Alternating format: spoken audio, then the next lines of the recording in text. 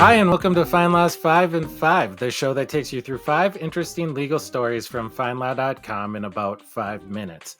I'm Joe Fabush, a lawyer and a senior writer here at FindLaw. Today, I want to talk all about criminal law. As you probably guessed, this is in part because of those notable criminal convictions against former President Donald Trump and Hunter Biden. But not to worry, this is not a show about politics. Instead, what I want to talk about are criminal appeals and criminal sentencing in light of those two specific cases.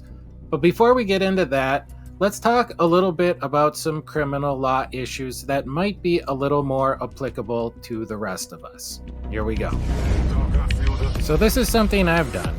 You've probably done it too. It's not even a crime. What I'm talking about is speeding. Most of the time, if we get pulled over for speeding, we'll just have to pay the fine. But is it ever worth it to contest the ticket? Well, deciding whether to fight a speeding ticket does require some careful consideration. On the one hand, a ticket can impact your driving record, insurance rates, and even lead to a license suspension. On the other hand, to contest a ticket, you'll need a good excuse or proof against the officer's claims. If you're over the speed limit, you might have to argue that there was an emergency or the officer had a faulty radar gun. If you were under the speed limit, it might require you to prove that your speed was safe given the weather conditions. Ultimately, it's hard to contest a speeding ticket, but it's not impossible. You might already be aware that the Sixth Amendment guarantees the right to an attorney for anyone accused of a crime. But this doesn't automatically mean free legal help for everyone. Historically, you had to pay for your own lawyer, and the Constitution just guaranteed that the US government couldn't stop you from hiring one. Today, though, if you're low income and can't afford one, a public defender must be provided to you. But who qualifies as too poor?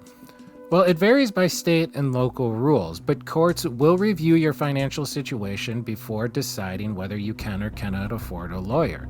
If you don't qualify, you do still have options. Look for legal aid programs, lawyer referral services, or law school clinics. If you don't qualify for a public defender, it is important to look at these other options. You do not want to face the criminal justice system alone. You'd think a DUI charge would be pretty straightforward, but that's not always the case. DUI laws can actually vary significantly depending on the type of vehicle you're driving and the state that you're in. If you're a commercial driver, for example, the legal blood alcohol content limit is often 0.04% as opposed to the typical 0.08%. Penalties, if you're a commercial driver, can include disqualification from driving commercial vehicles. Motorcyclists face similar DUI penalties as car drivers, including fines and license suspension, but keep in mind that it's very hard to put an ignition interlock device on a motorcycle, which means that, in effect, you might not be able to drive it. Even if you're on a bicycle, you might not be exempt from DUI laws, as some states have specifically included bicycles as a vehicle under state law. Now let's turn to Hunter Biden. He was convicted of 3 federal felony gun counts stemming from a 2018 incident where Biden, who was addicted to crack cocaine at the time, purchased a .38 caliber revolver. Now, after a plea deal fell apart, the case went to trial. But what I want to discuss about this case is the difficulty in predicting a sentence for him. He will not be pardoned or have his sentence reduced or commuted, despite what you may have heard, although that is an established power of the Office of Presidency. That is, to pardon or reduce federal convictions. Now, for sentencing in this case, federal judges use guidelines to help ensure consistency when they are sentencing defendants. These guidelines are not binding, however. Under the guidelines, Hunter Biden could face potentially a 15 to 21-month sentence. But keep in mind, Hunter was not convicted of a violent crime, and this is his first gun offense. On the other hand, federal courts usually are tougher on defendants that go to trial.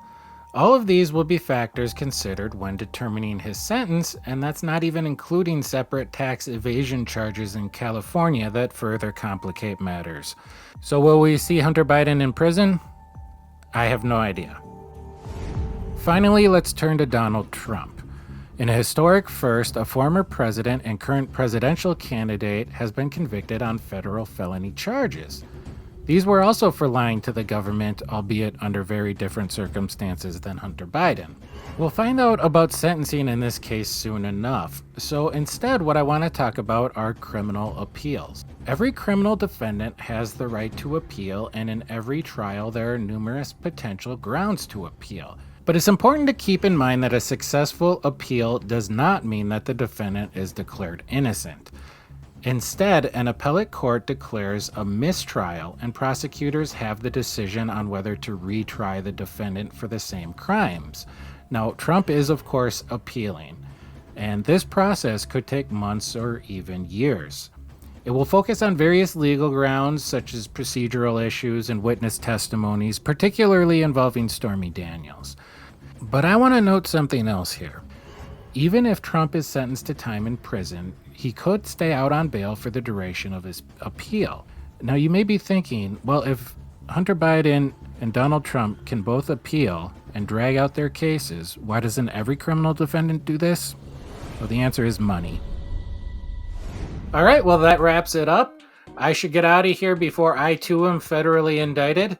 But once again, if you wanted more information about these topics or any other criminal defense articles, please check out FindLaw.com. We've got a wealth of information there. Once again, I'm Joe Fabush. See you next time.